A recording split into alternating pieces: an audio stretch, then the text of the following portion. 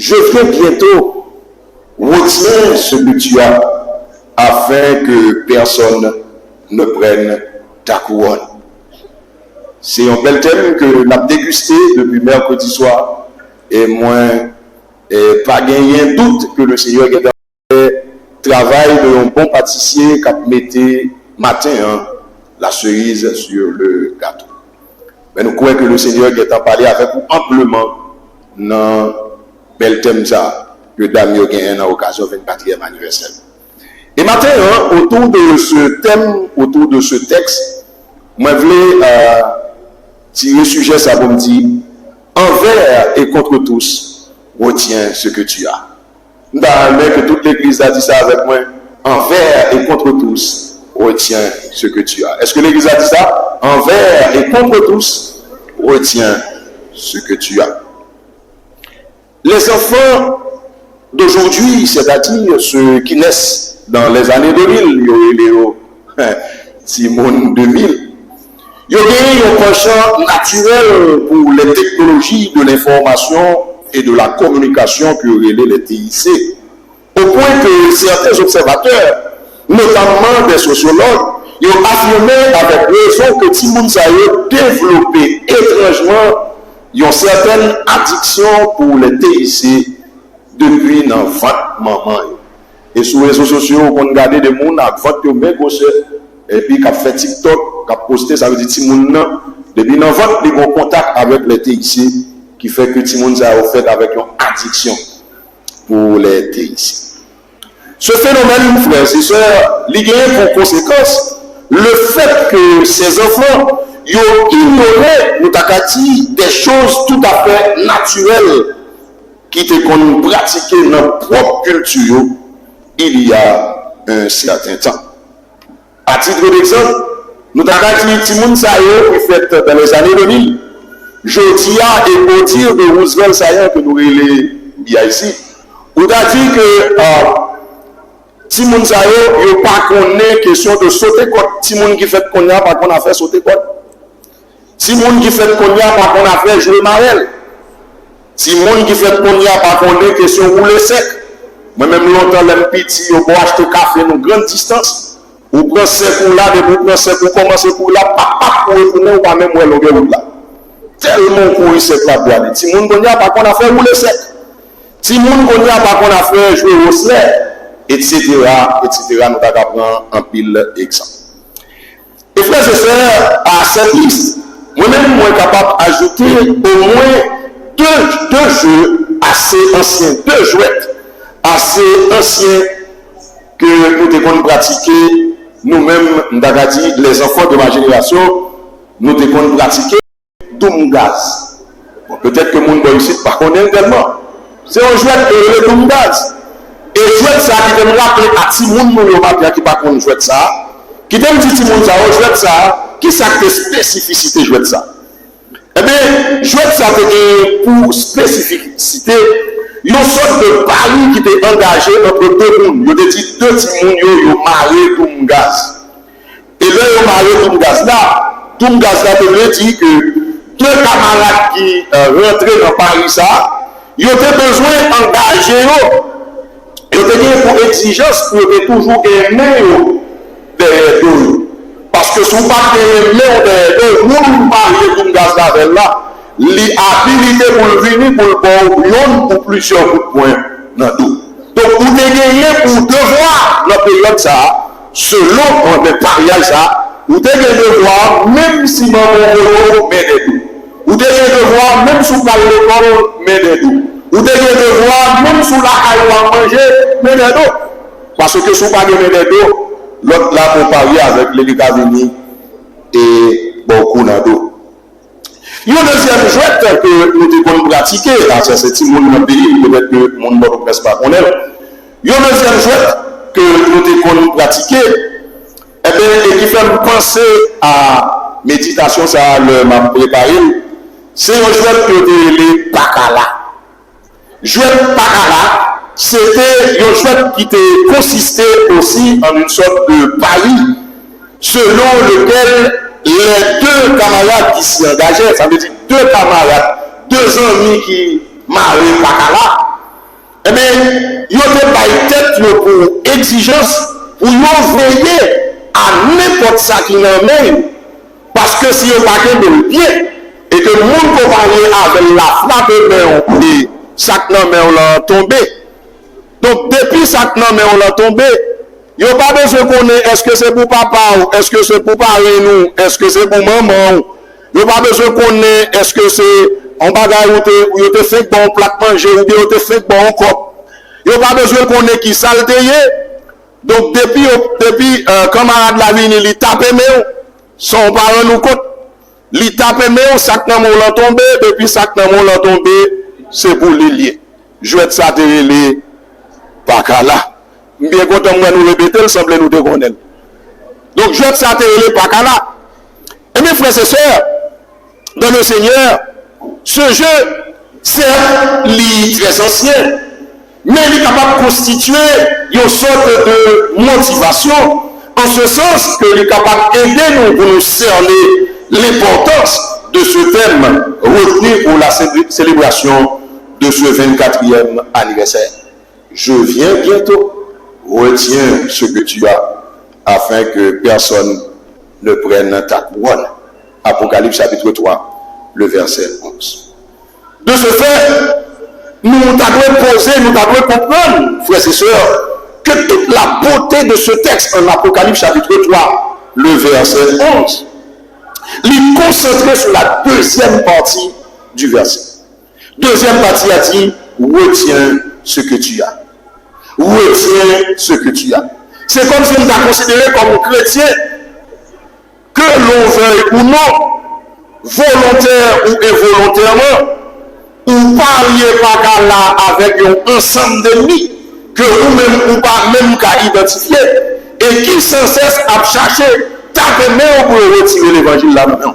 Il a cherché taper main pour retirer la foi dans vous. Il a cherché taper main pour retirer la motivation pour gagner, pour servir le Seigneur. Et belle partie dans le texte là, c'est retiens ce que tu as. Et frères et sœurs, nous mettons accent sur cette partie du texte, retiens ce que tu as. Et là, nous considérons que nous parlions avec le monde, le diable et la chair, qui a cherché pour retirer l'évangile là dans nous. Nous disons dans tête nous que nous avons des bagailles que nous devons faire comme chrétiens. Je ne vais pas parler du monde qui n'est pas chrétien. Mais nous avons des bagailles que les chrétiens doivent faire. C'est pour le veiller la journée, pour le mythe. C'est pour le veiller sous toute forme. C'est pour le veiller toute bagaille qui t'a vu une balle caca là et retirer l'évangile là. Non mais retiens ce que tu as. Et bien cette partie du texte, frères et sœurs, entre autres choses, semble nous faire une injonction. Et quelle est cette injonction? Le texte, quand il nous dit retiens ce que tu as, il adresse une injonction à l'église évangélique baptiste Afro-Matin. Il adresse une injonction à n'importe visiteur qui vient là pour tenter le message de la parole de Dieu matin. Retiens ce que tu as. C'est une injonction comme dit nous. Retiens ce que tu as dans la perspective du retour de Christ, car il y va de ta récompense. Qui te dit ça encore? Retiens ce que tu as. C'est cette injonction que cette partie du texte qui fait à moi-même et à moi-même matin. Retiens ce que tu as dans la perspective du retour de Christ, car il y va de ta récompense. C'est une façon pour nous dire matin, frères et sœurs, ou même comme servir mon Dieu, et dans un temps qui est si difficile, il y a une bagaille de plaisir au matin, ou pas doit jouer avec l'évangile là. Et si nous sommes là, on ne va pas si nous pouvons faire ça ici. On a dit, il faut que dans l'homme dit, pas jouer avec l'évangile là. Pas jouer avec l'évangile là. Retiens ce que tu as, afin que personne ne prenne ta couronne.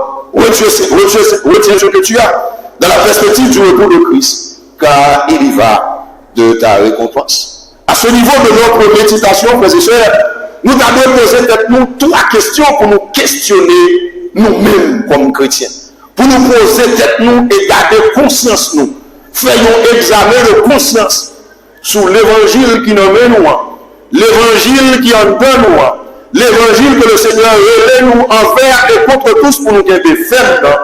Nous devons faire un examen de conscience. Et dans cet examen de conscience, frères et sœurs, nous devons nous demander, premièrement, eh bien, vous t'as dit, mais es-tu conscient de ce que tu as?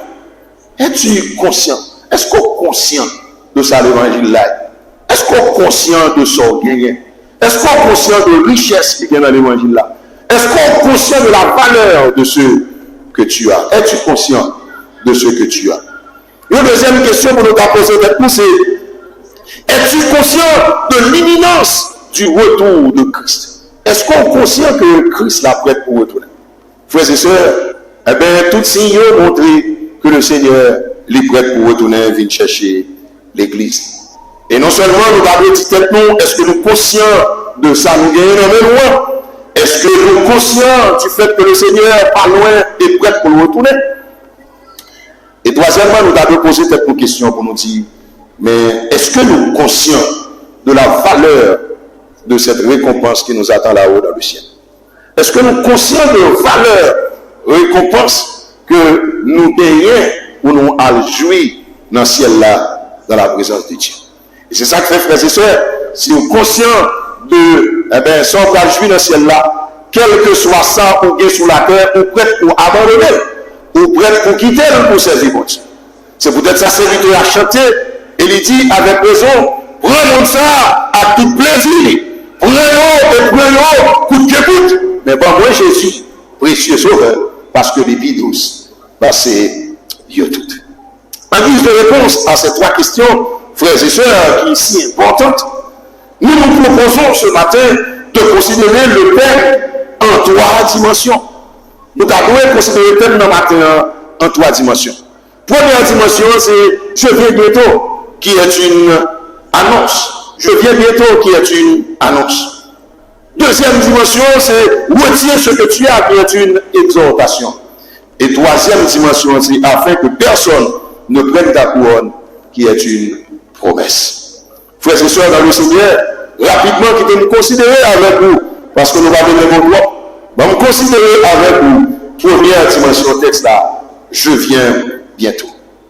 Bien aimé dans le Seigneur, bon aussi fait pour nous garder avec vous que selon sa première dimension, le texte lui présente nous une annonce portant sur le rendez-vous de Christ avec son Église. Le texte là dit nous retiens ce que tu as parce que nous avons rendez-vous avec Christ. Ça fait me sentir que le monde qui prend le rendez-vous n'a pas qu'à aller les mains vides. Il doit aller avec l'évangile là dans les monde qui va le rencontrer avec le Seigneur, pas qu'à aller sans la foi, parce que c'est la foi qui peut donner nous. Non, rendez-vous ça. Eh bien, retiens ce que tu as, c'est une annonce. Il dit nous que nous avons rendez-vous. Et nous pas rendez-vous avec n'importe qui monde. C'est pas avec nos députés, c'est pas avec nos sénateurs qui sont capables de gagner une certaine contrariété et qui pas capable, qui pas venir. Mais nous avons rendez-vous avec le roi des rois et le Seigneur des seigneurs qui vient chercher l'Église. C'est le rendez-vous de Christ avec son Église. Adressé à Philadelphie, caractéristique de l'Église en temps de l'éveil, l'esprit qui adressait aux sept églises de l'Asie mineure, lui mettait un accent sur l'imminence du retour de Christ, le rendez-vous ultime de l'Église. Le plus gros rendez-vous que l'Église gagne sur la terre, c'est le rendez-vous avec Jésus-Christ pour rentrer dans la gloire.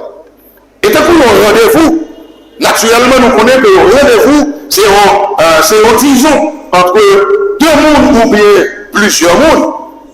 Il y a un disons qui définit en un lieu, qui définit en une date, qui définit en une heure, qui définit dans un but précis. Il y a un rendez-vous, il définit dans un lieu, il définit dans une date. Il y a une date sur lui. Il y a une heure pour rendez-vous à appliquer et il y a un but bien précis. Je vais prendre un exemple pour permettre qu'on comprenne ça. Matin, moi, j'ai un rendez-vous là avec l'église évangélique baptiste Afka. Donc, rendez-vous à ce qui s'appelle, c'est dans l'église baptiste et l'église évangélique baptiste Afka, du village Afka. Rendez-vous à c'est le lieu du rendez-vous. Et, eh bien, quel est, non seulement rendez-vous à l'allié, mais à qui l'heure rendez-vous à ce désir de dire nous, on a commencé à partir de 7 heures. Donc ça veut dire que rendez-vous dans l'espace de 7 heures et l'heure nous prévoit pour nous finir dans l'heure précise. Rendez-vous dans une date bien précise. Si nous venons demain, si Dieu veut, nous pas 20 pièces pour là. Tandis que l'après-midi, à la tout, matin, à la l'église là, bien garni, bien belle, tout le monde, bien frais, parce que nous avons rendez-vous matin, en date 28 avril. Là.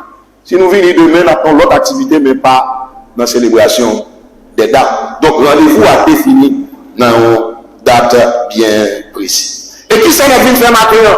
Nous venons fêter, nous venons réjouir, nous venons adorer mon Dieu. Ça veut dire rendez-vous à gagner un but bien précis. Donc, là, nous regardons le rendez-vous, puisque nous dit, eh bien, retiens, je viens bientôt, c'est une annonce pour le rendez-vous ultime de l'Église.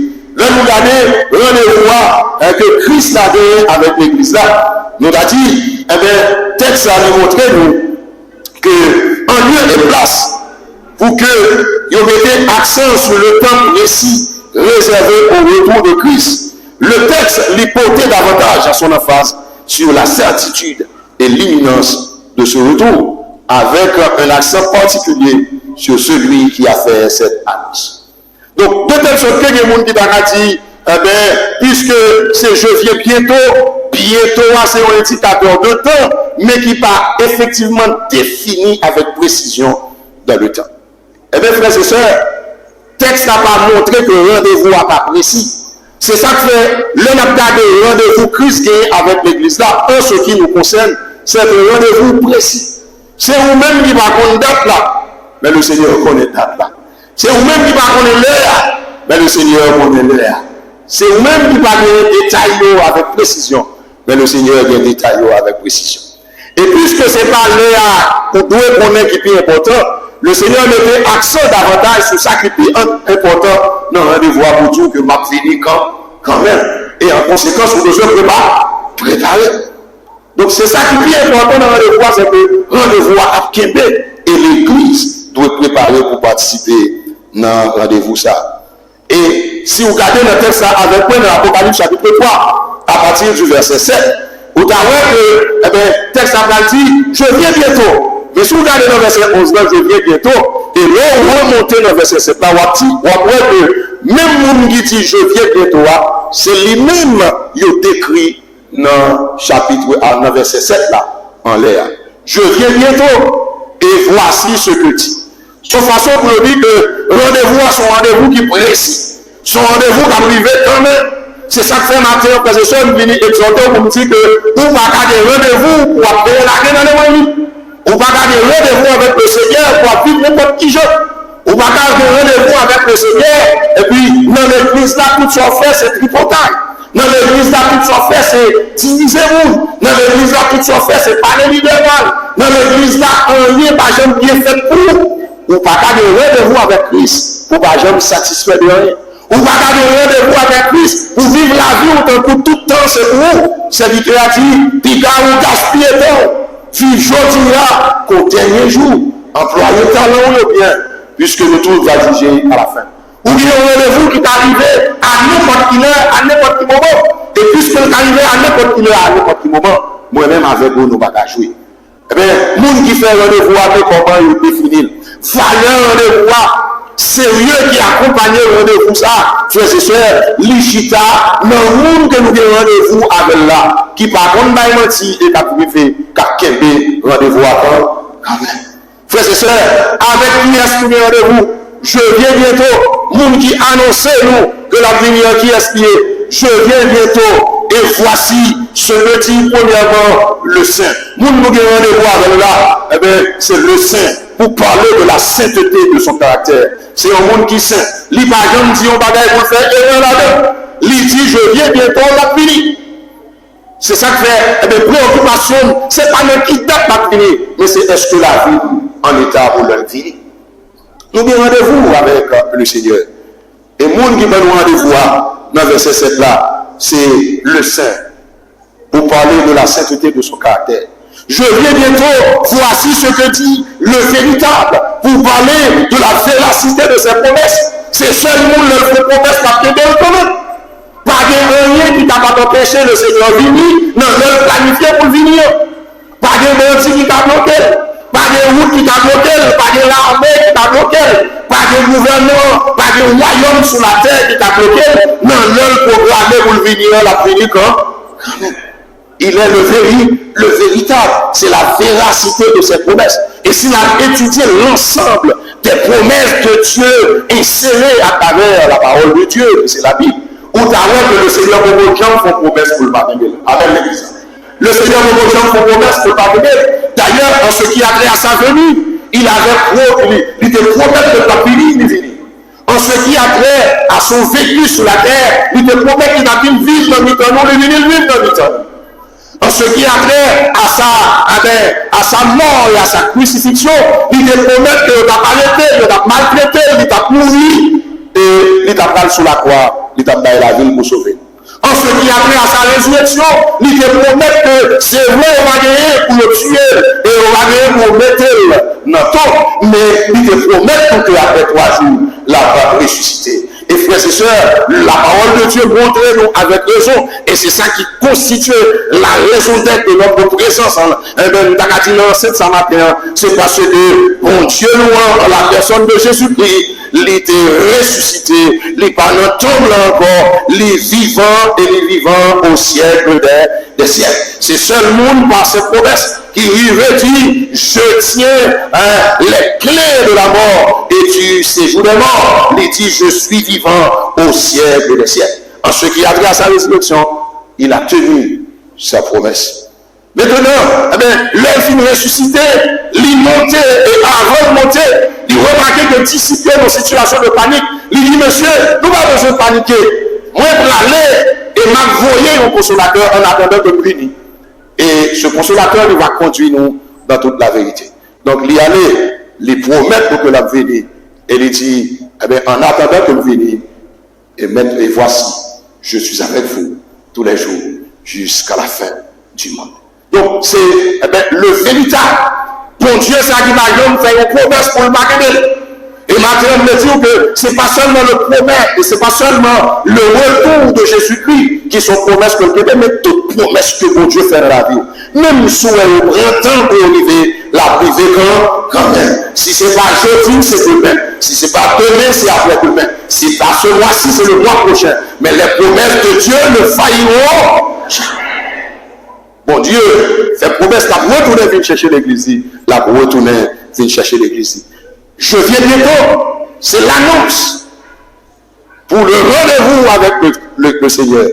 Et cette annonce est faite par celui qui est le Saint, par le véritable. Mais cette annonce est faite par celui qui détient la clé de la vie des frères et sœurs. Pour parler de l'éternité de son règne, puisque clé c'est symbole de royauté, c'est symbole d'autorité, pour parler de son règne éternel. Et normalement, le Seigneur t'a déjà dit, prophétie t'a déjà dit, le Seigneur n'a jamais manqué une postérité sur le trône de David en la personne de Jésus-Christ qui finit pour régner éternellement. Donc, l'éternité de son règne, ou encore pour parler de son règne éternel.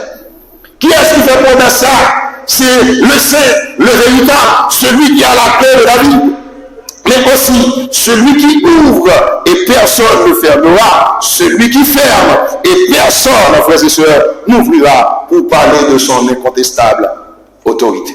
Moi, quand il y a des gens avec la peine, et que des fois c'est oui, qui dit que ils ont parlé pour Jésus-Christ l'avenir, parce que depuis la venue, il y a mis des bâtons sous lui ou bien il a tiré, il a fait quoi que ce soit. Moi, je regrette ça. Pour un peu le monde qui connaît que ça qui n'a peut-être pas empêché Jésus-Christ d'accomplir sa promesse. Frères et sœurs, quel que soit ça qui arrive, quel que soit la vie à dérouler devant, même si temps est difficile, songez au rendez-vous.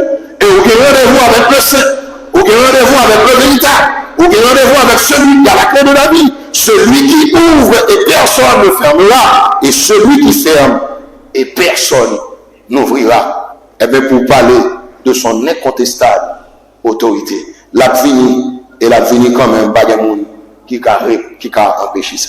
À la question des disciples, pour te connaître qui le Christ a fini avec précision, le Seigneur Jésus te répond, il dit, pour ce qui est du jour et de l'heure, personne ne le sait, ni les anges des cieux, ni le Fils, mais le Père seul. C'est peut-être ça me détourne.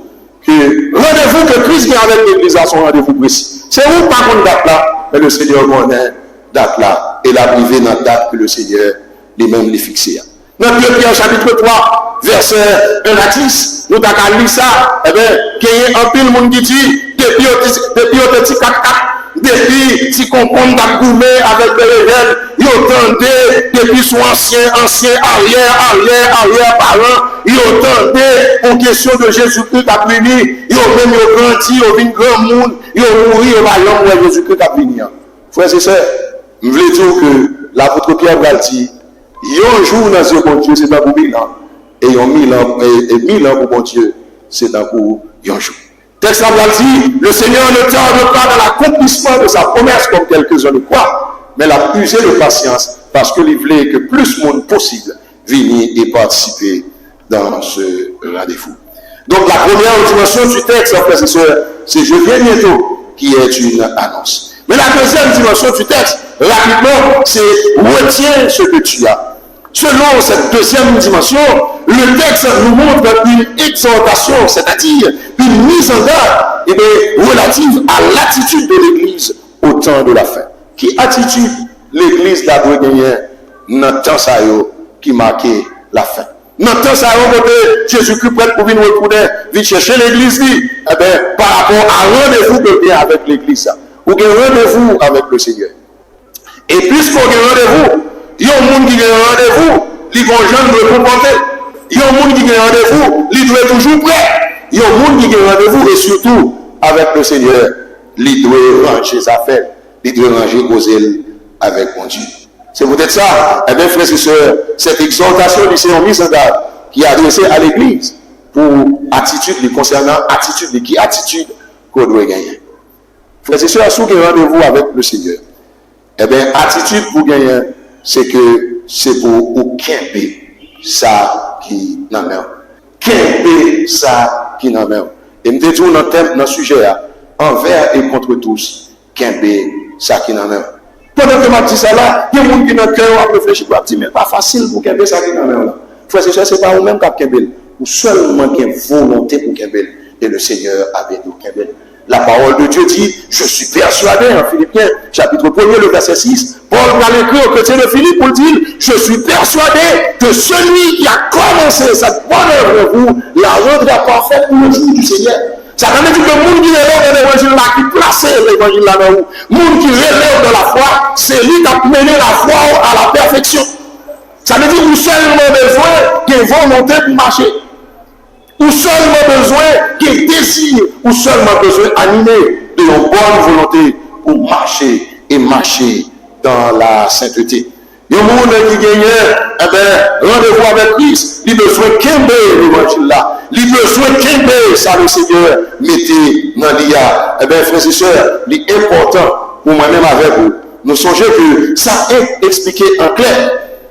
Eh bien, le sens du combat spirituel que chrétiens ont engagé, que l'Église qui est désireuse pour rencontrer avec le Seigneur, le sens de son combat spirituel, que la mène pour le quimper, allumer la flamme de son réveil et de sa communication avec Dieu.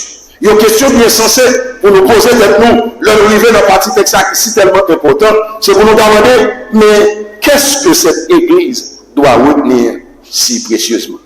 Si le texte dit nous, retiens ce que tu as, et nous dit c'est partie qui est bien intéressant le texte là, nous t'avons posé cette question, et penser que tout les amis ont posé cette question, toute l'église a posé cette question. Mais qui ça nous doit quimper comme ça?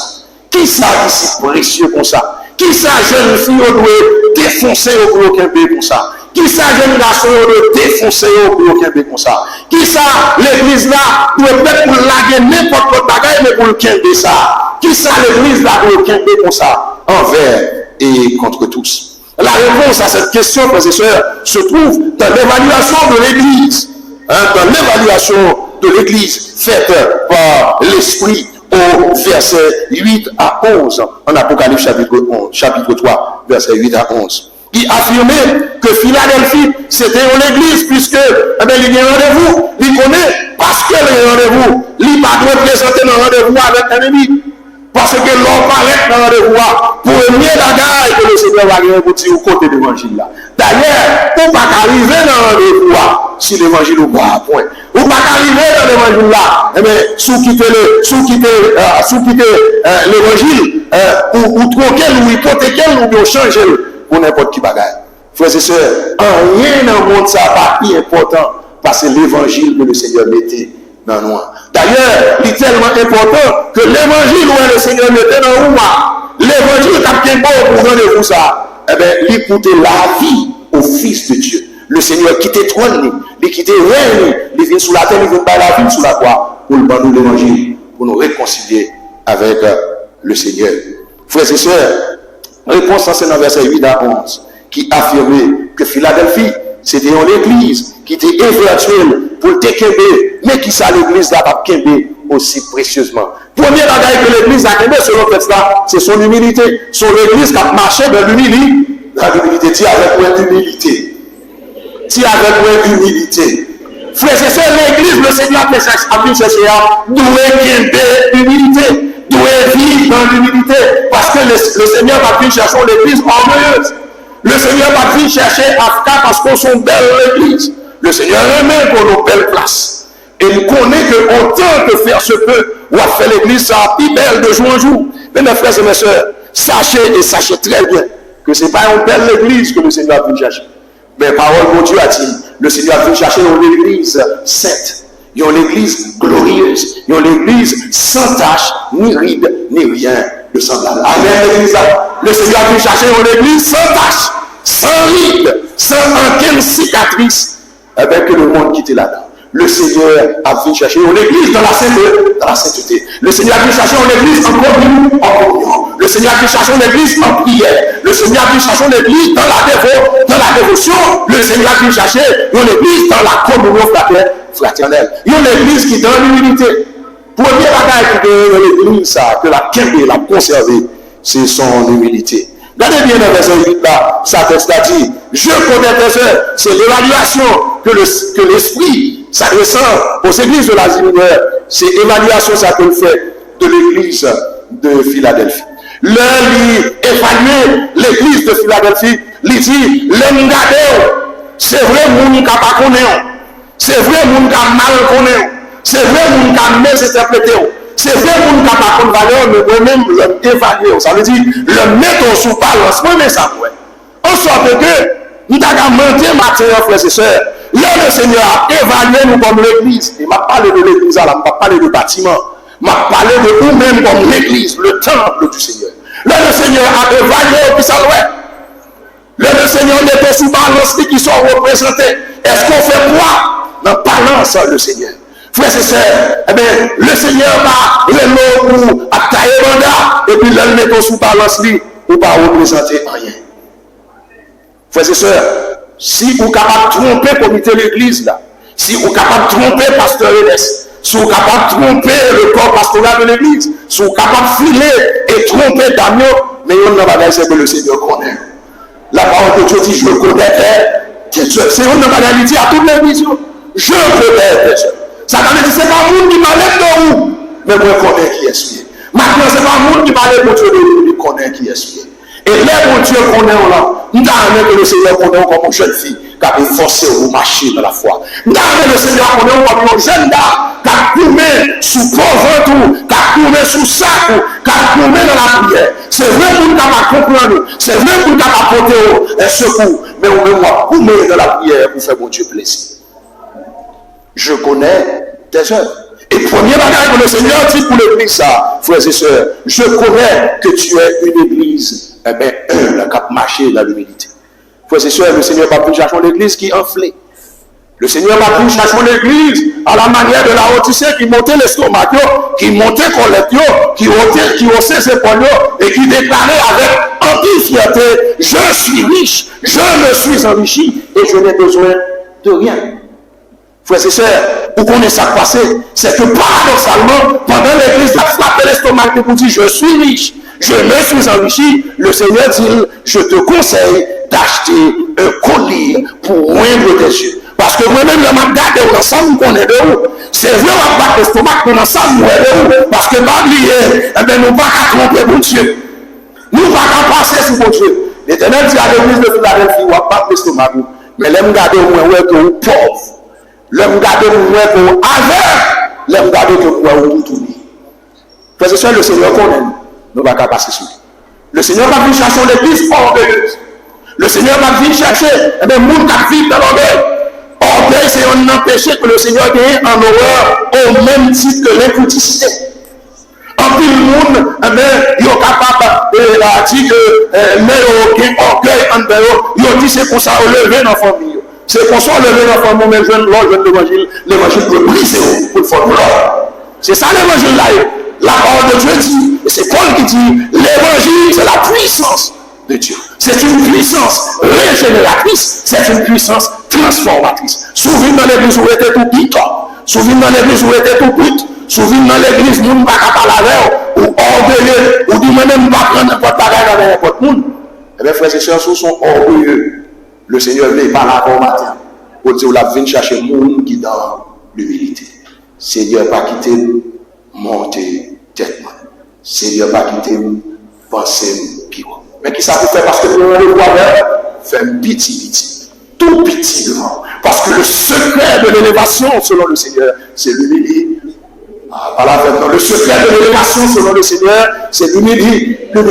Voilà pourquoi il nous dit de la poussière, il retire le pauvre. Du fumier, il relève les indigents. Pour faire quoi? Pour le faire asseoir avec les grands et avec les grands de son peuple. Le Seigneur a gagné un programme d'élévation, mais l'a sorti avec vous du fumier, l'a sorti avec vous de la boue, de la poussière. C'est ça que le Seigneur monte avec, il monte avec, net, en rien pas qu'à descendre, on va dire amen.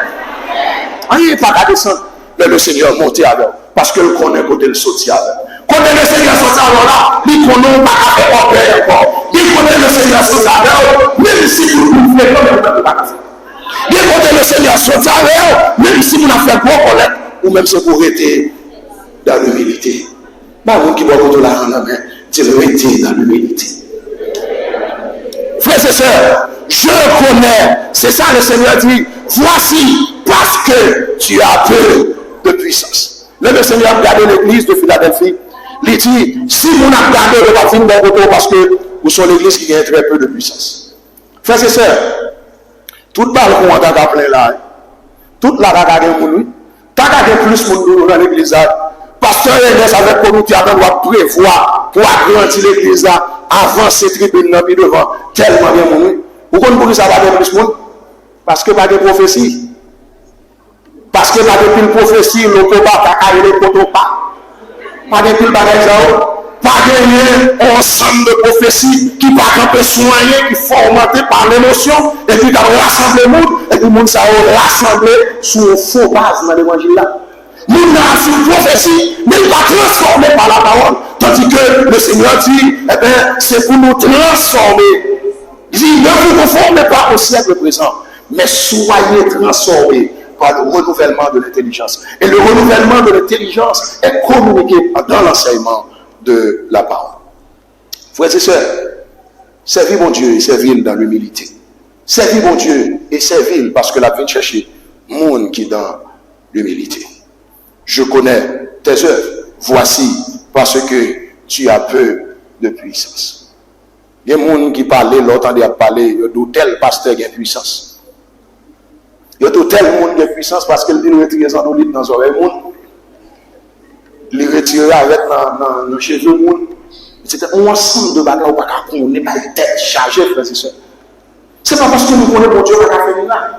Mais nous connaissons que le Seigneur était nous en garde par rapport à ces de vieilles prophéties et vieilles miracles dans le temps qui a monté le monde dans la foi. Frères et sœurs, prenez précaution. Servir mon Dieu dans l'humilité, mais servir mon Dieu tout dans la sincérité. Dans la sincérité. Voici parce que tu as peu de puissance. On va aller plus vite. Deuxième bagaille de l'église à Québec. Alors, premier bagaille de l'église à Québec, c'est son humilité. Son humilité. Dis avec moi, humilité. Deuxième bagaille de l'église à Québec, c'est son attachement à la parole. Son attachement à la parole. Ceux qui savent foi au bâti, ceux qui savent foi au construit, Est-ce que foi ou construit son bagage émotionnel ou bien est-ce que foi ou construit sur la parole? La parole de Dieu enseignait que l'un monde construit foi sur la parole, mais ça Bible a dit.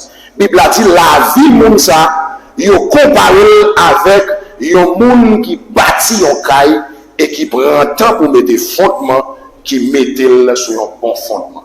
Et frères et sœurs, l'on construit un caille pour mettre sur un bon fondement, c'est pas bon moment qui révèle le travail pour te faire mettre sur un bon fondement.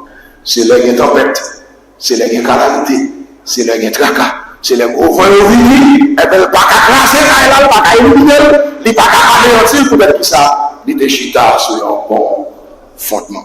Qui ça le Seigneur dit à l'église de Philadelphie dans l'évaluation qu'il fait? Voici parce que tu as peu de puissance, voici parce que tu as gardé ma parole. Donc quand pile bagaille, frères et sœurs, qui t'a voulu faut pas garder, pas camper, pas rester attaché à la parole de Dieu. Même venir exhorter au matin, quitter la foi au chita sous la parole de Dieu. Gardez la parole, ton attachement à la parole. Paul dit que, l'on a servi mon Dieu, la foi au pas de chita, sur des fables habilement conçues.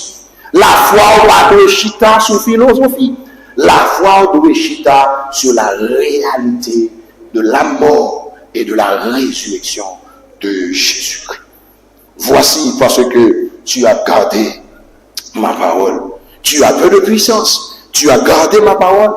Mais au troisième bagage de l'église, ça y est. Ça veut dire, l'église, ça dit, nous ne sommes pas d'accord pour nous retirer dans la parole. Nous avons rendez-vous avec le Seigneur. Il y a un bagage de ma quinte bien fort. C'est la parole de Dieu. C'est la parole de Dieu. Nous ne pouvons pas quitter le monde pour la parole là même. Nous ne pouvons pas quitter le monde retirer de la foi. Nous ne pouvons pas quitter le monde détaché de la parole de Dieu. Il y a un troisième bagage de l'église qui est bien fort. C'est sa fidélité. Le texte a dit, tu as gardé ma parole et que tu n'as pas renié mon nom. Tu n'as pas renié mon nom. Frères et sœurs, la Bible a montré que l'église de Philadelphie, c'est une église qui a marché dans la fidélité. Ça fait me penser à Polycarpe, évêque de l'église de Smyrne, qui c'est une belle église, tout dans cette église, qui, dans le moment où il a persécuté l'église, là, il est rentré dans l'église de Smyrne et il prend Polycarpe pour y aller tuer. Et il prend Polycarpe qui sont grands monde, ils ont évêque, ils ont ancien, qui étaient octogénaires, qui étaient allés au-delà de 80 ans. Et puis, au grand monsieur, il dit, Polycarpe, vous gagnez deux chances. C'est ou bien nous passer sur le péché, ou bien nous renier le nom de Christ. Eh bien, frères et sœurs, Polycarpe dit, ça fait plus de 80 ans depuis que j'ai servi le Seigneur. Les bâges ne font rien qui mal, et moi, je ne vais pas renier. Frères et sœurs, il y a des gens qui ont servi le Seigneur, c'est parce que les motivés, ils ont appliqué pour lui dans le Bible, ils ont servi mon Dieu. Mais si le bagage ne va pas marcher, on va faire marqué désolation. Au moment où il était de notre malchance, l'on a cherché où elle n'en font. Au moment où on cherché dans fond ou pas elle. Au moment c'est en bas dans général bataille ou rencontrer elle. Ah, il doit faire l'évangile là pas intéressé. Frères et sœurs, on ne pas servir mon Dieu seulement les bagages marchent bien. Mais on servir mon Dieu, les bagages tout pas marcher bien. Rendez-vous de nous bien avec le Seigneur à son question de jusqu'au bout. Je veux te suivre également dans les bons et les mauvais jours. À toi pour mourir et vivre. À toi Jésus pour toujours. C'est une devise. Je ne peux pas renier la foi. Polycarpe a dit, je ne peux pas renier le Seigneur. Et puis, Polycarpe, son grand monde d'ailleurs, il y a une bagaille qui fait que ils ont attaqué Polycarpe comme ça. C'est pour qu'ils capable de faire, si vous alors, faire sacrifier jeune, pour eux dire sacrifier jeune. Si Polycarpe qui sont grand monde nous passent le fil de l'épée, nous-mêmes nous allons épargner. Eh bien, frères et sœurs, histoire raconte-nous que pendant qu'il mettait Polycarpe sur le bûcher, ça veut dire qu'ils mettent un bon boucan, et ils mettent un somme de poulie, et puis il y a personne petit à petit en dedans du feu.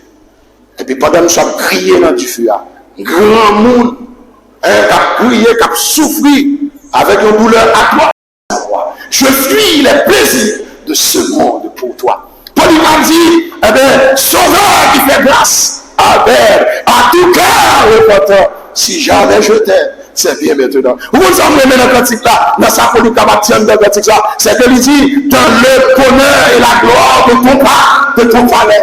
Je t'adorerai, Jésus, plus que ça veut dire même mourir dans tu fais là, même pas mourir dans le Christ. Et puis, M. m'a dit que l'Église en triomphe éclate ce chant. Alléluia, si jamais je t'aime, c'est bien et tout. Ça veut dire que si moi-même, on va dans la descente dans tu fais là, moi-même, nous faisons d'alors, ou pas jamais trahir.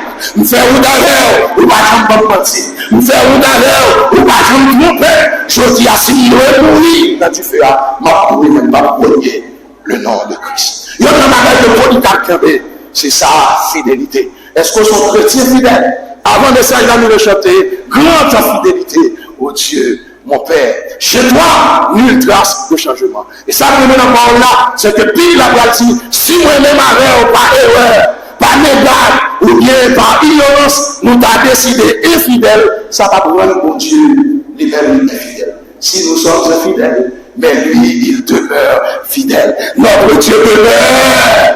Notre Dieu demeure. Notre Dieu demeure. Et frères et sœurs, là où on me compte de la fidélité de Dieu, la grande question que je me pose à moi-même, c'est pour qui ça vous moi-même tombe pas fidèle?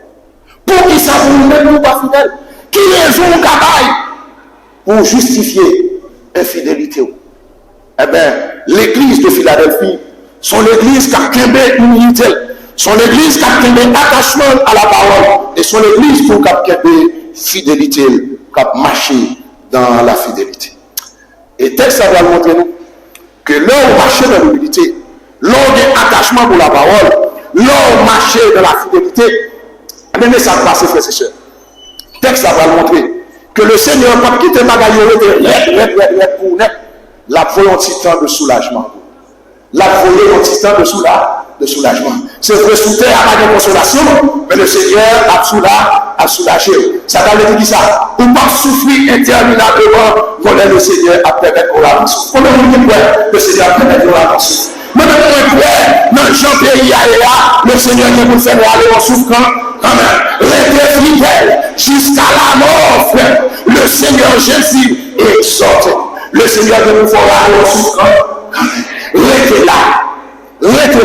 Le Seigneur fera aller en souffre quand même. Ouais, comment le Seigneur fait l'église Philadelphie aller en souffre? Il dit, eh bien, il va y avoir un petit soulagement. Il dit, bah, il dit non, c'est sous la terre. Mais puisque moi je souffre dans l'humilité, moi je souffre dans l'attachement à la parole, moi je suis chrétien, moi je suis l'église fidèle, ma parole est un petit soulagement. Et mais quel soulagement que Bali, j'ai mis devant toi, alléluia, une voie ouverte que personne ne peut fermer. Frère, c'est l'homme fidèle, le Seigneur a ouvert porte devant. L'homme fidèle, le Seigneur a ouvert porte devant. Et on est ça fidèle, c'est là le Seigneur ouvre porte devant. Et vous témoigner dans toute l'église à pour dire c'est de l'éternel que cela est venu. Et c'est un prodige à monsieur. Il y a un monde qui a dit le Seigneur délivré, mais si on témoigne, on va voir le Seigneur délivré. Si on prend le temps pour dire comment on est délivré, on va voir c'est pas le Seigneur délivré.